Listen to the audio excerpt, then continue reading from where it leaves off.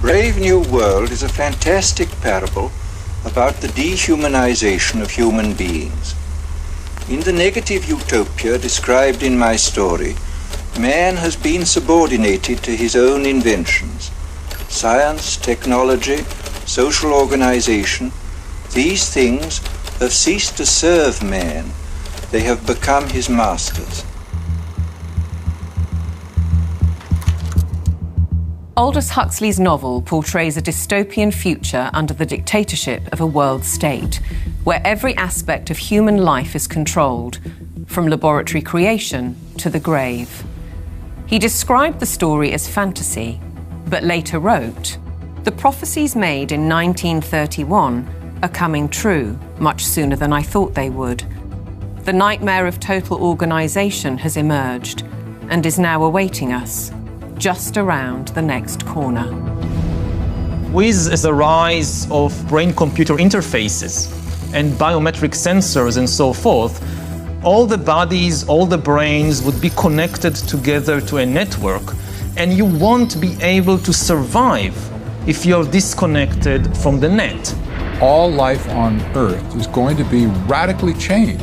It's a fusion of the physical, the digital, and the biological world. It's changing who we are.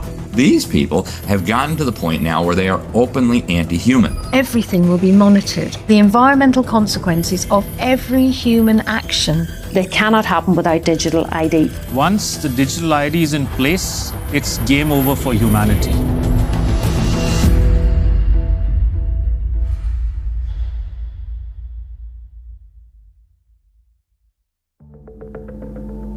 The ideology of a world dictated through science is deep-rooted. Almost a century ago, a movement was established in the United States, preaching that the population should be governed by an elite of selected experts, scientists and academics, rather than democratically elected politicians. They called it technocracy. These engineers and scientists from Columbia University promoted what they thought was going to be the replacement for capitalism and free enterprise. It's not going to be price-based economic system.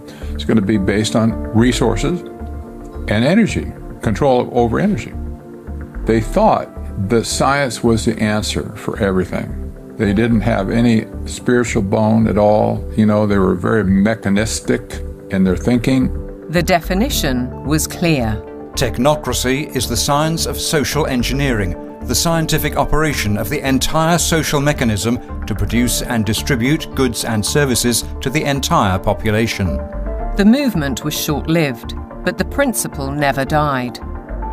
As we'll demonstrate, a stranglehold on policy and resources has always been the ambition of the powerful oligarchs behind many of today's world institutions. It seems to me that there's a very strong drift in the direction of globalization, of the ultimate centralization of control in the hands of unelected officials at supranational organizations. The lust to control other human beings is a story as old as time. They want all of the resources of the world in their pocket. They do not want you and me to have anything. It's in writing all over the World Economic Forum's website. By 2030, you will own nothing and be happy. That's an oxymoron. If you don't have anything in your name, you ain't going to be happy about it. The World Economic Forum may have called that infamous phrase a prediction, but it translates as a statement of intent on behalf of its global power brokers. The bigger picture is that an attempt is underway now to collapse liberal democracy and replace it with global technocracy. What I call an omni-war is now underway, which is to say that the transnational ruling class is literally, it's not a metaphor, is literally at war with the rest of humanity and has weaponized everything that it can. This is a coup. They can remove the power from the parliament and the legislative branch and consolidate it into a monetary system which has complete control. That control is now entirely achievable because the would-be controllers finally have the tools to execute it. Total surveillance, artificial intelligence, digital IDs, and central bank digital currencies. The potential for social control is gigantic and potentially irreversible. What our experts are describing is a world commanded by an exclusive group of bankers and industrialists, affecting every aspect of our lives. What we eat, what we can buy, where we travel, where we live, and all bypassing democratically elected governments. You could be forgiven for thinking this is a grand conspiracy theory, but please consider this. The term conspiracy theory has become one of the most successful propaganda terms of all time in closing down discussion and debate. It's a thought-terminating cliche, but nevertheless, it's surprisingly effective when you try to calmly present evidence in a factual and reasoned manner. In this film, we will present evidence that the global takeover is not only possible, it's actually happening, and has been decades in the making. They plan to commandeer land, reduce farming, and radically change the food we eat, transform the supply of electricity, and then dictate how we use it, and replace currency with a system of credits under their control. It's a classic template to win the war, take control of food, of energy, and of money. And here's the key. All three strategies are built on the premise of a climate crisis caused by carbon dioxide, a gas that is actually vital for life on the planet. So what if the whole carbon narrative was one gargantuan lie? A political maneuver to establish their brave new world. A big lie is a lie which is told on such a scale that ordinary people simply would not imagine it to be possible. People with empathy can't fathom that a group of people would organize and engineer this kind of mass atrocity to get where they want to go. It should come as no surprise that financial kingpins are calling the shots. And it's certainly no conspiracy theory when banking executives spell out their intentions.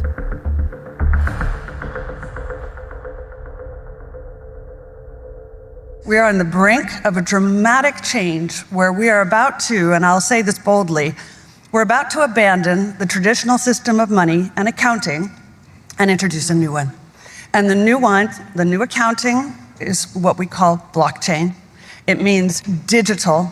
It means having an almost perfect record of every single transaction that happens in the economy, which will give us far greater clarity over what's going on. It also raises huge dangers in terms of the balance of power between states and citizens. We are shifting to a new financial system, but the general population is not shifting to a new financial system. It's shifting to a control grid.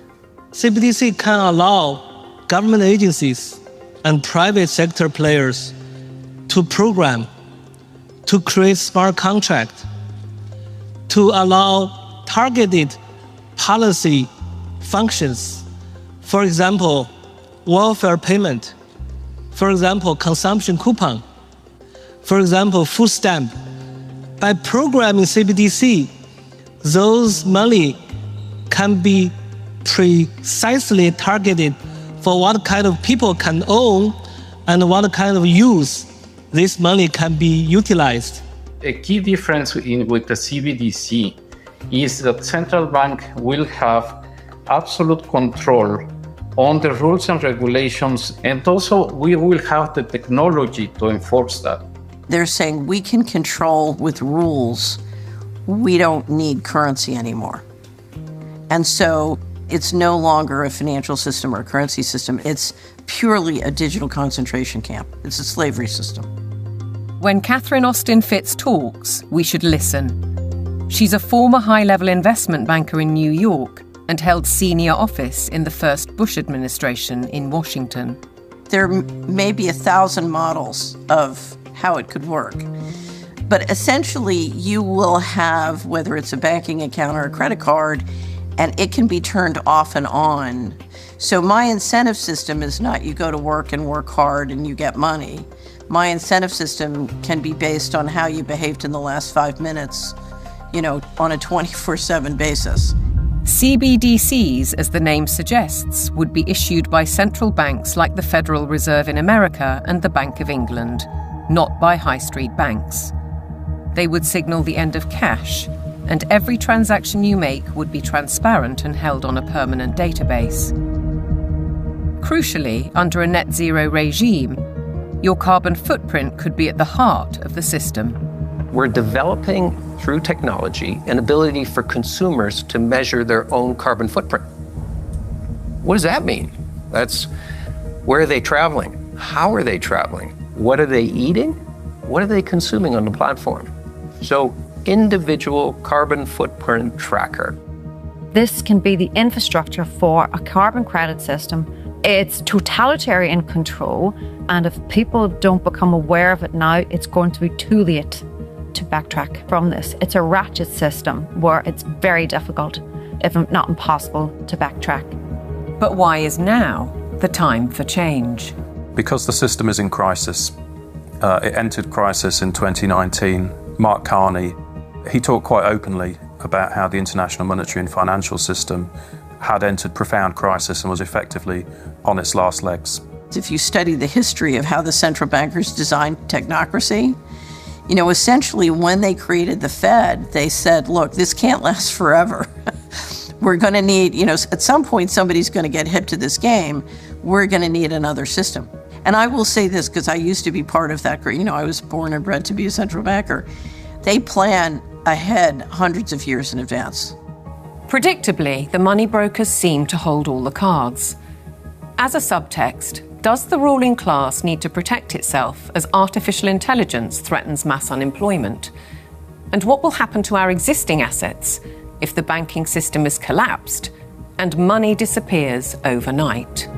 In an unknown future, one thing is certain. Digital IDs are essential to the project. If they become compulsory, data on every detail of our lives will be monitored, stored, and monetized. Nothing, but nothing, would be private. For younger people, often it's the case that they like technology, they're completely au fait with it, they enjoy it. So they don't see the dangers that technology can bring because, like a drug dealer does, you feed people, low levels of drug where it's all fun.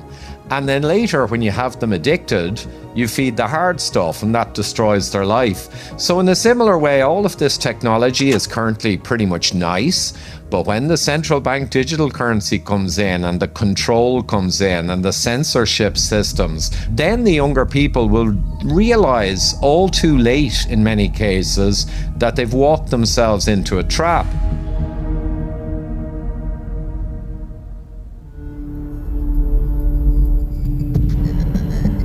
One man who knows the dangers only too well is Aman Jabi, who was at the forefront of digital development in Silicon Valley, California, for 25 years.